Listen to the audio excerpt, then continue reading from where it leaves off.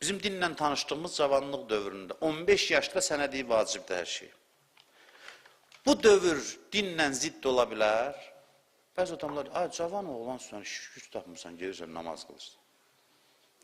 İnşallah tövbə eləyərsən 40 yaşda, 50 yaşda. Sizin vaxtda məmində necədir? Bizim vaxtda lap çox deyərdilər bunu. Biz dinə gələndə cəmaat buynuz çıxardırdı 90-cı illərdə. Yəni, dəhşətə gəlirdilər ki, bizim bir qohum var, mənə dedik, getdin kimi oxşadı nəsə. Bizim nəslimizdə belə adam. Getdin kimi oxşadın. Cavan adam, cavan oğlan, gələsən sən, din uyğun deyil, axı elə görsənir. Elə görsənir.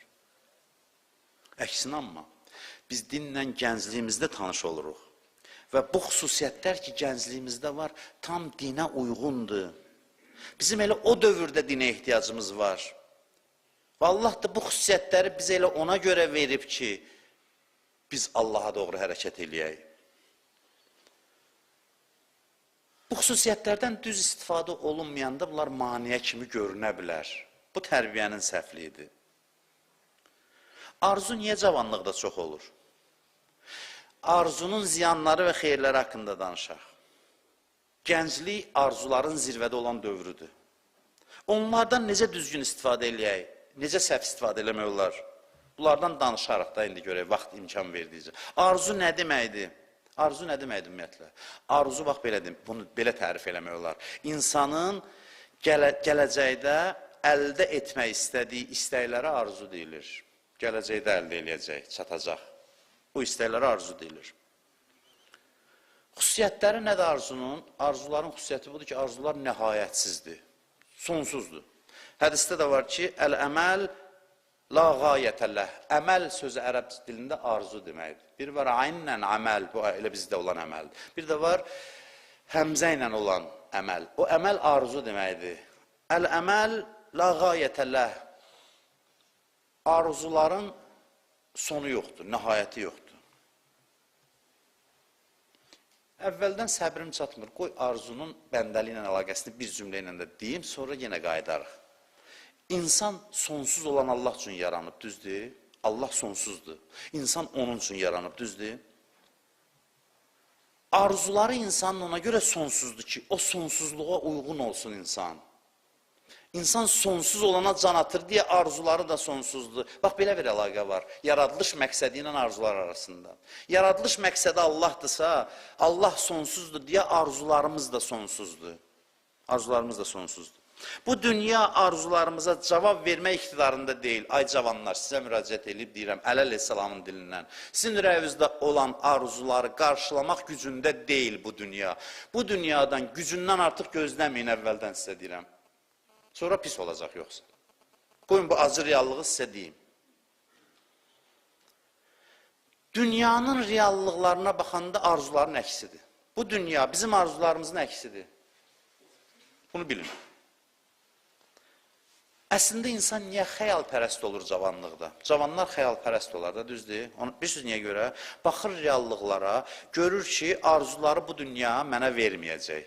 Bunu görür. Başlayır arzuların xəyallarını qurub, xəyal aləmində yaşamağa, özünü aldatmağa. Bu vasitə ilə reallıqdan uzaqlaşır. Bizim arzularımız dünyanın reallığından artıq olur. Ona görə də görürük ki, bu dünya bizə verməyəcək onu. Başlayırıq xəyallar aləmində yaşamağa. Oluruq xəyalpərəst. Başlayırıq ki, gələcəkdə birdən oldu da. Deyir, qatığı vururdu dənizə. Dedilər, axı tutmaz.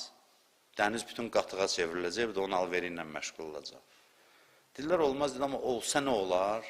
Olmaz. Özünü aldatma.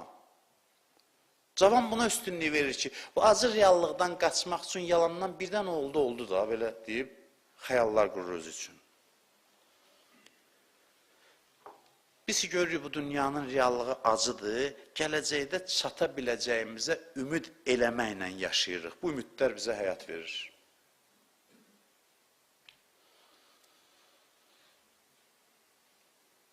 Arzu nədir? Arzu, əlimizin çatmadığı istəklərimizə atılan körpüdür. O körpüdür. Biz Biz bəzi şeylər istəyirik, əldə eləməmişik. Əlimizin altında deyil. Onlar arzuya çevrilir. Olur arzu. Diqqətlə qulaq asın ki, bunlar bu hissəsindən keçin bəhsin. Əlimizin çatmadığı istəklər iki cürdür. O istəklər ki, onlara çata bilərik, o istəklər ki, onlara çata bilmərik. Düzdür? Və başqa bölgü. İstəklərimiz neçə cürdür? Bir sıra istəklərimiz var ki, çox dəyərlidir, dəyər onları istəməyə. Bir sıra istəklərimiz var ki, istək olmağa dəyməz. Bizim üçün arzu olmağa yaraşmır. Arzu olmamalıdır bizim üçün. Bizim istəklərimiz dəyərli və dəyərsiz olaraq iki yerə bölünür. Və bizim istəklərimiz çata biləcəyimiz və çata bilməyəcəyimiz istəklər olaraq iki yerə bölünür. Bəzi arzularımız var ki, layiq da arzu olsun bizə. Bəziləri var ki, layiq deyil. Və bütün arzularımız, istər layiq olduğumuz, istər olmadığımız, istər çata biləcəyimiz, istər çata bilməyəcəyimiz, hamısı bizim şəxsiyyətimizi müəyyən edir, göstərir, şəxsiyyətimizə təsir göstərir. Bir insan öz vücud xəzinəsini dəyərləndirmək istəsə, özünə arzuları güzgüsündən baxmalıdır. Mən kiməm, dərəcəm nədir? Baxım görüm, nə arzuluyuram. Arzular bizim şəxsiyyətimizin güzgüsüdür. Arzular alçaq və dəyərsiz olanda biz də alçaqlaşırıq, dəyərdən düşürük, alçalırıq. İstər əldə oluna biləcək, istər əldə oluna bilməyəcək aşağı dərəcəli arzular bizi kör eləyir. Bizi kör eləyir. Reallıqları görmək qabiliyyətimizi itirir. Arzuları kiçik şeyə bağladıqda reallıqlar təhrif olunur.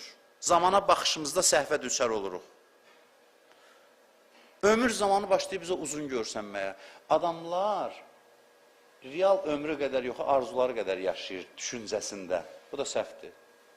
Çünki ömür real müddətdir, arzuladığım müddət deyil. Əl-əməlu hicabul əcəl, bu da hədisdir. Buyurur ki, əməl yəni arzu. Arzu əcəlin hicabıdır. Yəni sonu görsətmir adama. Adam aldadır. Elə bir son yoxdur. Arzular imkan vermir sonu görməyə. Heç nəyin sonunu görə bilmirik. Ona görə də düz proqram qura bilmir insan həyatı üçün. Arzu gözü kör eləyir, anlamaq qabiliyyətini insandan alır. Əgər insan aşağı dərəcəli şeylərə bağlansa,